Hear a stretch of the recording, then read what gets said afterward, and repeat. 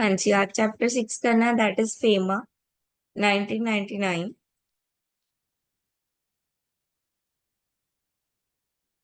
FEMA की full form क्या है? The foreign exchange management act 1999। ठीक है, फॉरेन एक्सचेंज नाम से क्लियर हो रहा है कि इसमें क्या हुआ, जो फॉरेन के साथ डीलिंग होती है, ठीक है, जो मनी एक्सचेंज होती है, उसके लिए ये एक्ट बनाया है कि उस मनी को कैसे मैनेज किया जाए। ठीक है, लोकसभा में पास हुई थी 2 दिसंबर को, और फोर्स में आई थी, यानी कि काम में आई थी 1 जून को 2000। ठीक है,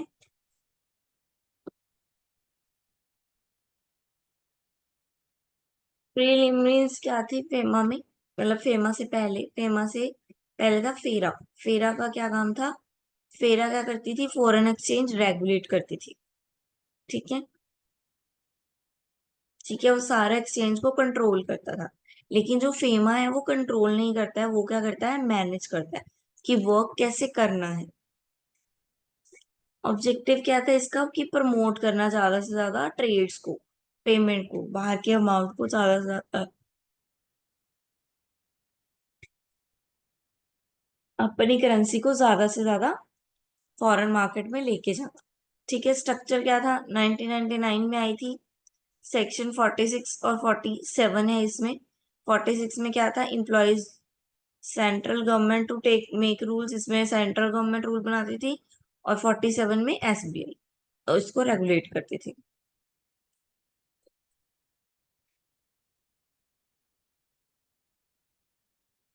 सेंट्रल लेजिस्लेशन क्या थी?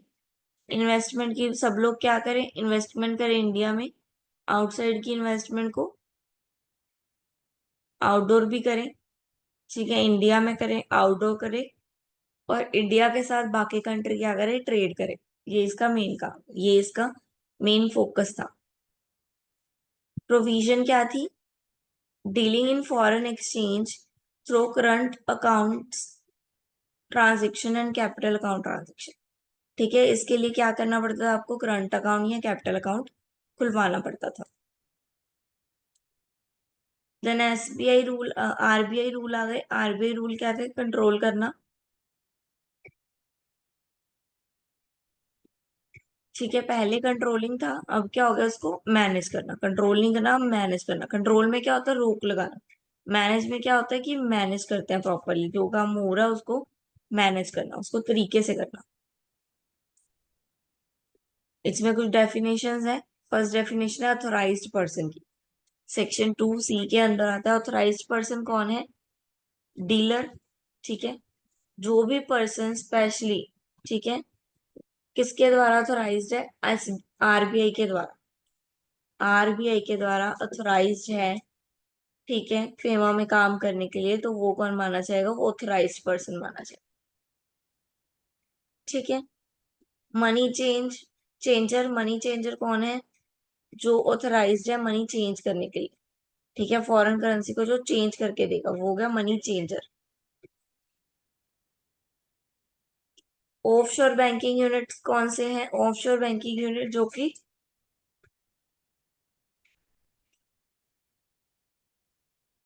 वो बैंक के ब्रांच जो एक स्पेसिफिक लोकेशन पे खुले हुए हैं, जो स्पेसिफिक एक इकोनॉमिक जोन में खुले हुए हैं। ठीक है, मतलब जहां पे कुछ भी नहीं है वहां पे बैंक खुला हुआ है, तो वो सब क्या है? ऑफशोर बैंकिंग आ गई।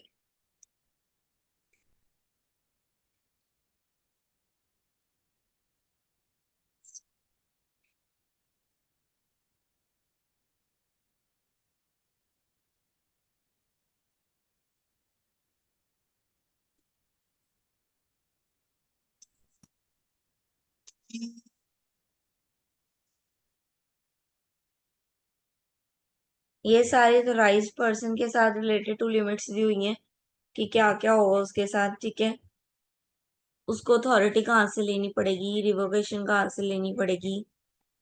ठीक है, वो कंप्लेन कर सकता है कोई कंडीशन की, डिक्लेरेशन मिलती है उसको एक। ठीक है, जो आरबीआई है वही सब इसको प्रोवाइड करती है। ठीक है, और अगर ये कुछ फॉलो नहीं करता तो इसको पेनल्टी भी लगती है। नहीं ठीक है।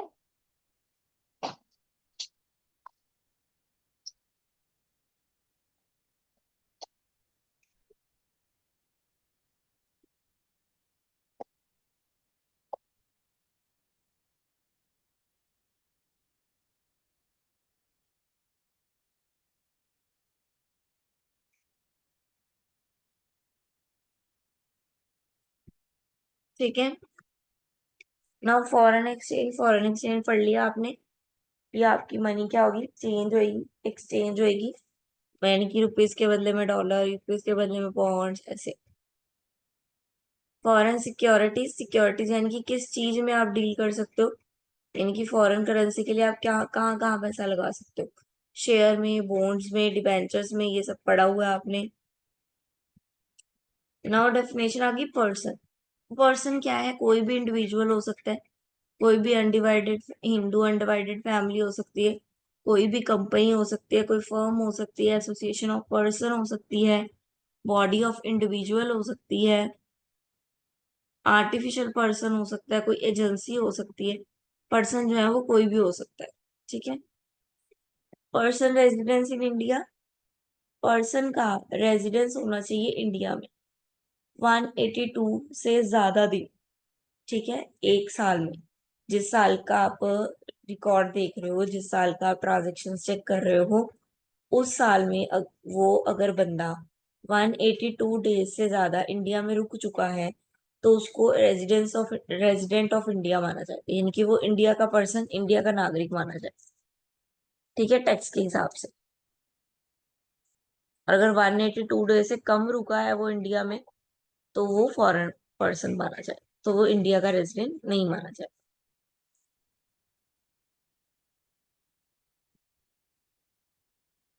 ठीक है। पर्सन रेजिडेंट आउटसाइड इंडिया, वो कौन होगा, जो नॉन रेजिडेंस होगा, मतलब वो जो 182 वाली कंडीशन फुलफिल नहीं करेगा, उसको क्या मानेगा, नॉन रेजिडेंस।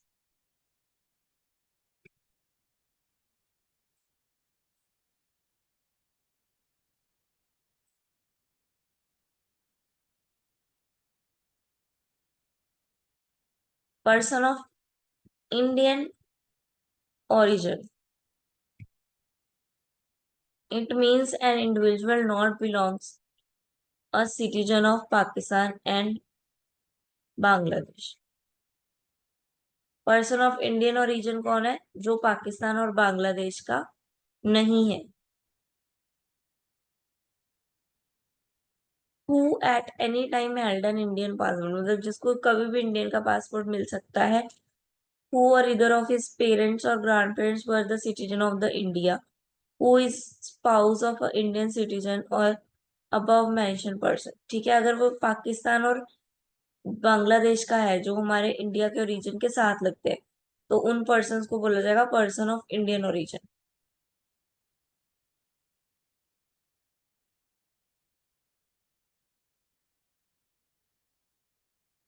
ठीक है, उनको क्या बोला जाएगा, person of Indian origin.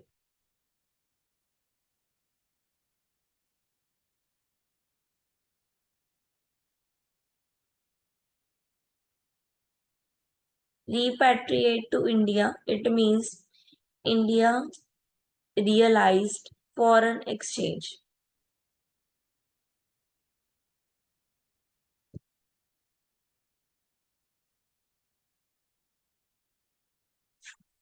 The selling of foreign exchange to an authorized person in India is in exchange for rupees, or the holding of realization amount is an account with an authorized person to the extent notified by the RBI.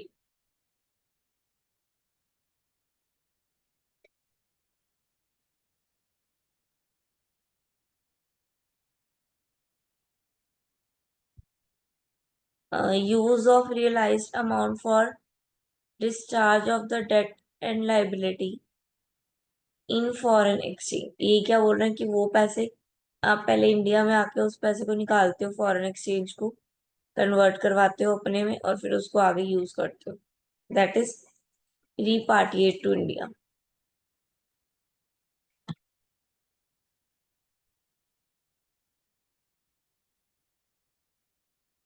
Capital account transaction, foreign exchange transaction through authorise person.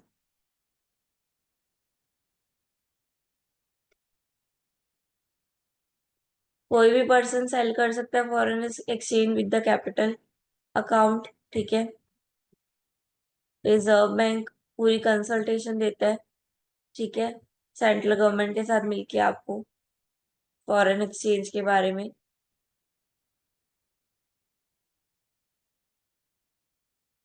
ठीक है, और ऐसे कामों के लिए mostly capital bank ही use किया जाता है।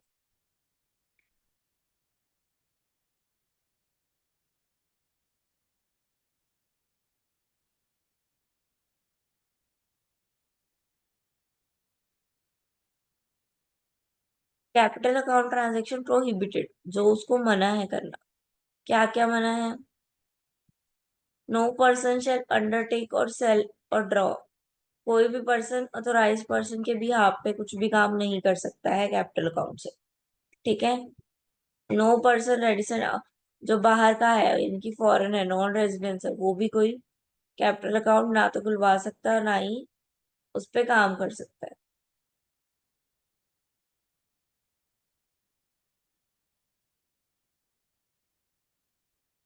ठीक है। चिट फंड के बिजनेस में नीति company, agriculture and plantation, business construction construction, transferable development.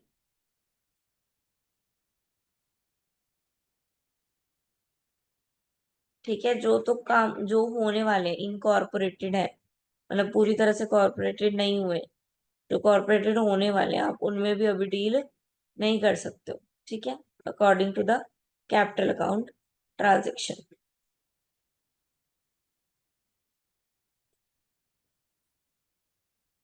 Current account भी एक्सचेंज के लिए ही है।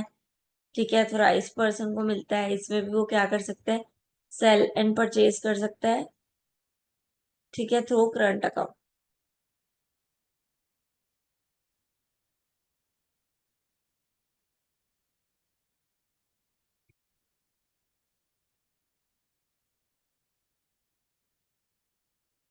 ना फेमा मेजर प्रोविजंस, फेमा के मेजर प्रोविजंस आ गए। रीड करो फटाफट फेमा के मेजर प्रोविजंस। जो पॉइंट आपको नहीं समझ में आ रहा है वो पूछो, बड़े इजी सारे पॉइंट है, जो भी ऊपर क्लियर किए वही उनमें से ही है। रीड कर लो, जो पॉइंट नहीं समझ में आ रहा पूछ लो। Read it fast.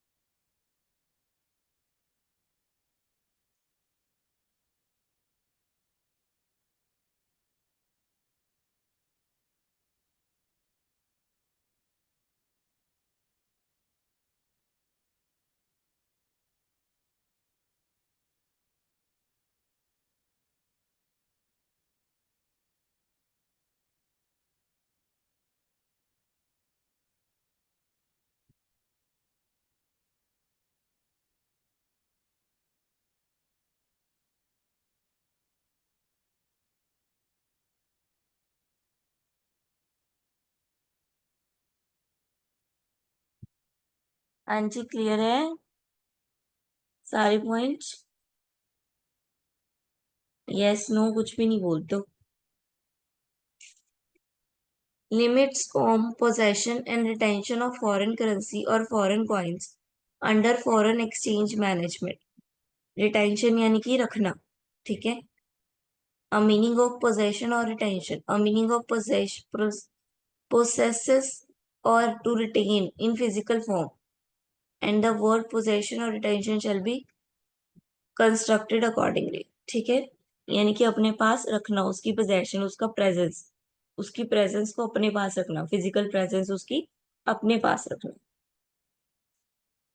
तो इसमें क्या है, सब कुछ क्या है, फॉरेन एक्सचेंज की पोजेशन क्या है, पर्सन टू पर्सन वेरी होती रहती है, ठीक है। बिना किसी लिमिट्स के पर्सन क्या कर देते हैं, पोजेस कर देते हैं फॉरेन कॉइन्स को। A person residence in India में possess foreign exchange notes, bank note and foreign currency traveller cheque not exceed $2000 provides that such foreign exchange was acquired by him while on the visit to any place outside India। ठीक है, जब वो अपनी money को convert करवा के लेके जाता है तो, ठीक है, लेके गया है तो इट मीन्स ये उसको रिक्वायर्ड है बाहर जाके कंट्री में काम करने के लिए, और उसको इसके लिए उसको क्या करना पड़ा, फॉरेन एक्सचेंज जाना पड़ा, ये फॉरेन एक्सचेंज करवाना पड़ा, तभी उसको डॉलर मिलेंगे ना, नहीं तो रुपीज चलते हैं इंडिया में तो उसको तो रुपीज मिलेंगे, लेकिन रुपीज बाहर नहीं चलेंगे इसलिए। अब समझ में आ रही है, पोजेशन यानी कि फिजिकल फॉर्म में उसको उसने ले लिया।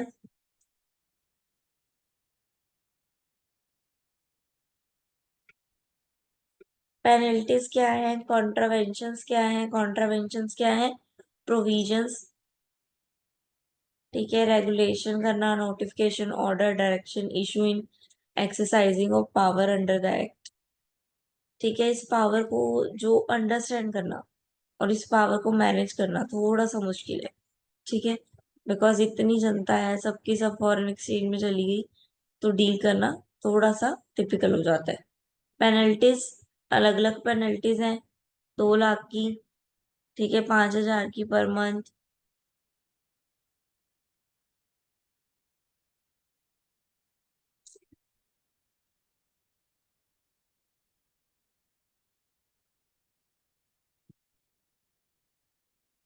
नाउ कंपटीशन, कंपटीशन क्या है, बाहर की मार्केट ही सबसे बड़ा कंपटीशन है, ठीक है। बाहर भी कोई ना कोई इस पे वर्क कर रहा है, ऐसा तो नहीं है कि हम ही कर रहे हैं, बाहर के लोग भी इस पे वर्क कर रहे हैं, काम कर रहे हैं।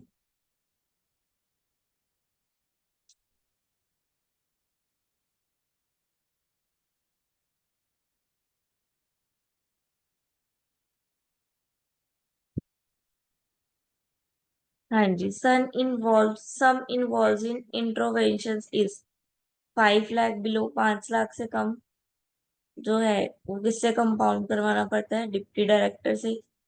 मोर है तो एडिशनल डायरेक्टर भी होगा। 50 लाख है तो, सॉरी 10 लाख है तो स्पेशल डायरेक्टर। 50 लाख है तो लीगल एडवाइजर का स्पेशल डायरेक्टर। और 100 लाख से ज्यादा है तो director of enforcement with special director.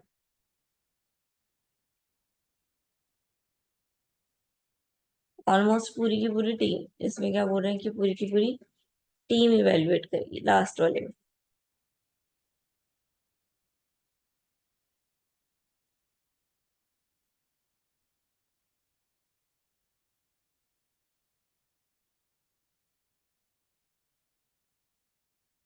हाँ जी, इतना ही है चैप्टर फेमा, तो नेक्स्ट हम कल कंटिन्यू करेंगे, ठीक है।